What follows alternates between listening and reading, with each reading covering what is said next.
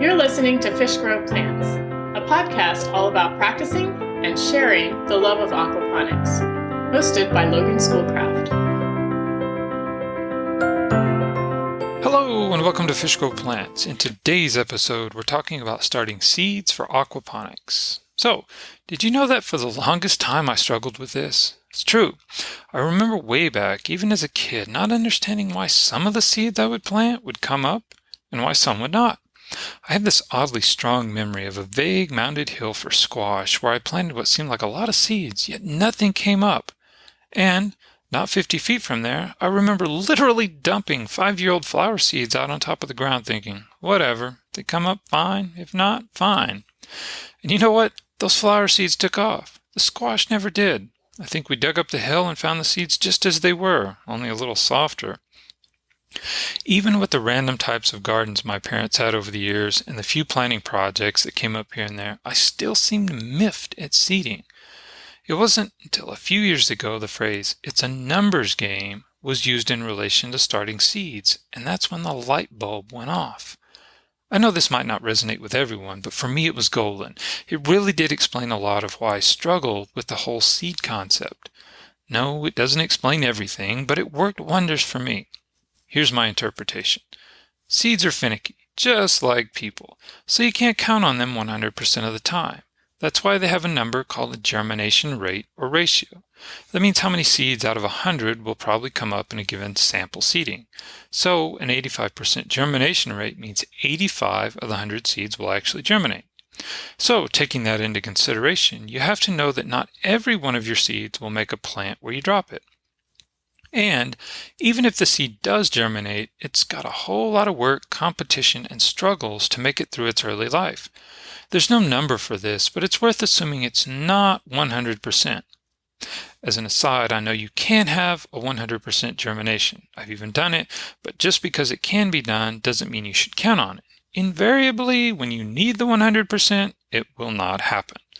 So, when I realized that planting one seed does not mean one plant, bells, lights, and whistles went off in my head, and I realized it's essentially a compounding math problem.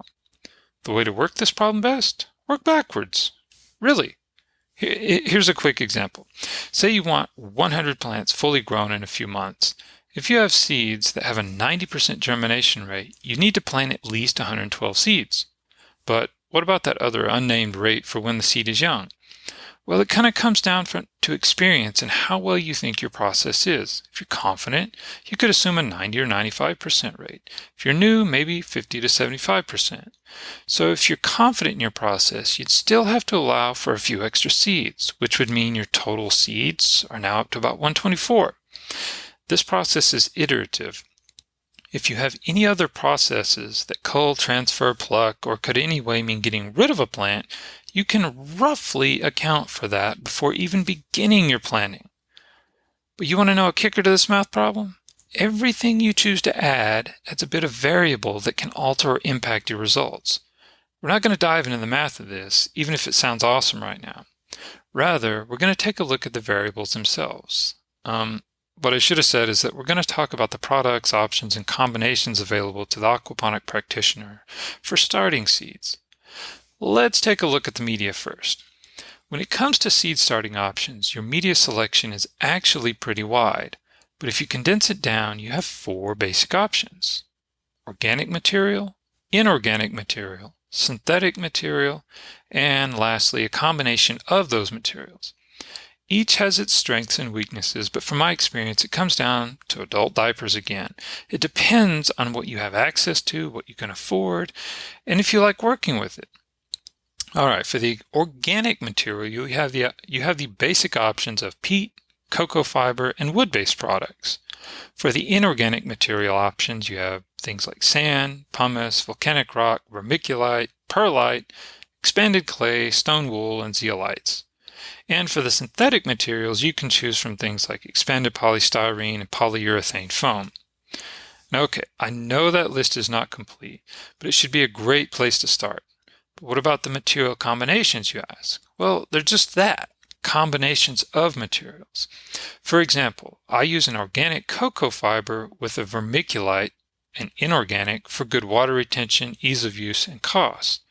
I've used variations of gravel, clay, and foam, all with less than satisfactory results. That doesn't mean it's any worse or better. It just means that my situation back then did not pair well with that media. Alright, once you have your media selected, you need to choose what you're going to put your media into. In other words, are you going to start your seeds directly in net pots, seeding trays, or some other container? When choosing your seeding container, make sure it's sized for the seeds you'll be starting, as well as acceptable for your media. For example, you wouldn't want to use sand with net pots or expanded polystyrene with tiny seeds started directly in your system. They're going to have issues.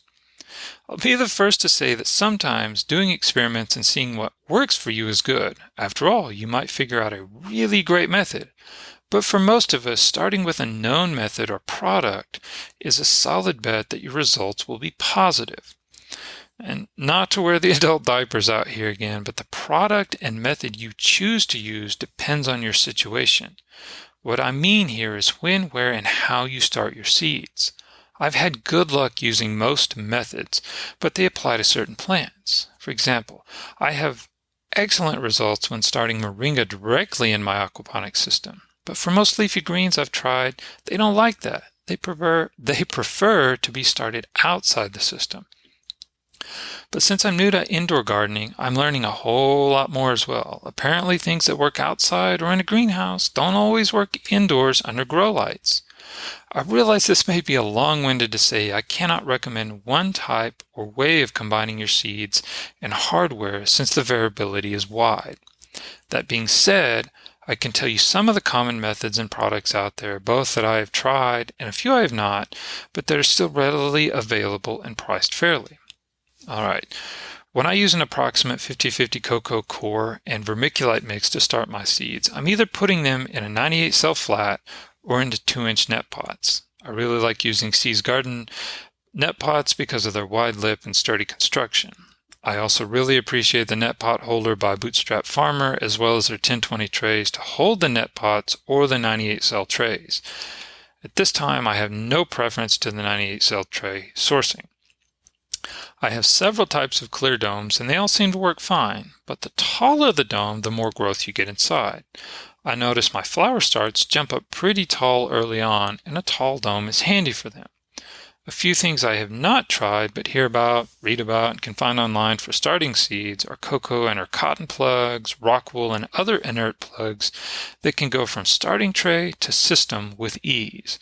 Usually, the 1020 trays, cell flats, covers, and related hardware are quite similar between sources, so it usually comes down to getting a good deal or the closest option for me. And for the last adult diapers of this episode, I'd say don't sweat getting it right the first time. Do sweat finding a method you feel comfortable with and have the ability to follow through on. If you can do that with only a few iterations, you'll be just as proficient as anyone planting seeds for aquaponics. And if you do have a few hundred or 1,000 plantings every week or so, you'll probably be able to tell me what really does work best for you. So good luck getting your seeds going. And as always, happy aquaponicking.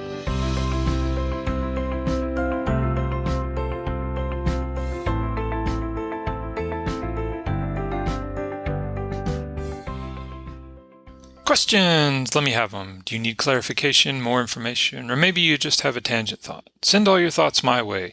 See the website fishgrowplants.com for episode details, or just firing off an email to fishgrowplants@loganschoolcraft.com and I'll get back to you. So, was this episode good, bad, ugly, or other? Let me know. Comment, email, smoke signals, it doesn't matter. I love to hear from you. Your feedback is immense, and I'm always grateful for it. Likewise, thank you for taking the time to listen and share your thoughts. Have a wonderful day. This has been another episode of Fish Grow Plants, the podcast all about practicing and sharing the love of aquaponics, hosted by Logan Schoolcraft.